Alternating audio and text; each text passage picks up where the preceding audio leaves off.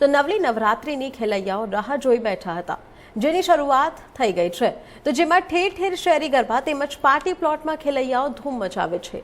નવરાત્રિ પ્રથમ નવરાત્રાની શરૂઆત થતાની સાથે જ પાલનપુર આબુ હાઈવે સ્થિત આવેલી ન્યૂ પાલનપુર વિસ્તારની તિરુપતિ રાજનગર સોસાયટીમાં નવરાત્રિના પ્રથમ દિવસે સોસાયટીના રહીશો દ્વારા 51 દીકરીઓનું પૂજન કરી નવરાત્રિ પર્વની શરૂઆત કરવામાં આવી હતી, જેમાં દીકરીના પરિવારજનો દ્વારા શાસ્ત્રોક્ત વિધિ સાથે દીકરીઓની પૂજા કરી તેમના કુમકુમ પગલા પાડવામાં આવ્યા હતા। ત્યારબાદ પરિવાર સાથે ગરબે ઘૂમી હતી, જેમાં સોસાયટીના પ્રમુખ મનોજભાઈ ઉપાધ્યાય, યશવંતસિંહ વાઘેલા, કિરીટભાઈ રાજગોર સહિત મોટી સંખ્યામાં સોસાયટીના લોકો જોડાઈને નવલી નવરાત્રિની શરૂઆત કરી હતી।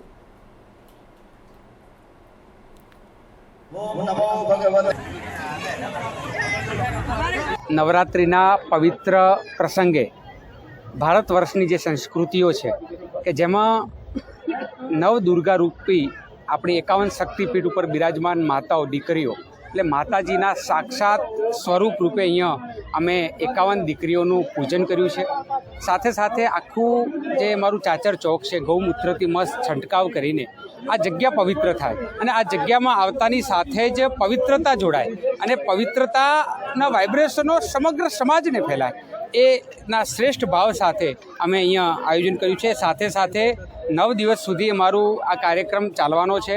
108 દીવાની આરતી હોય, વડીલોનું સન્માન હોય, દીકરીનું પૂજન હોય અને પરિવારની ભાવના કેળવાય એ જ અભ્યર્થના આખી ટીમ વતી અમે કરીએ છીએ।